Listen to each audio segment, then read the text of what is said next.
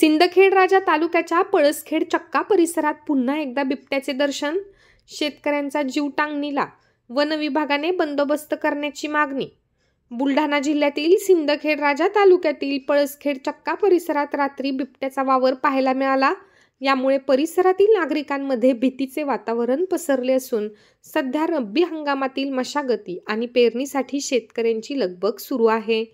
अशातच बिबट्याचा वावर असल्याने वन विभागाने सदर बिबट्याचा बंदोबस्त करावा अशी मागणी शेतकऱ्यांकडून केली जात आहे. अन्यथा वन विभाग कार्यालयासमोर आंदोलनाचा इशारा शेतकरी योद्धा कृती समितीच्या वतीने देण्यात आला आहे.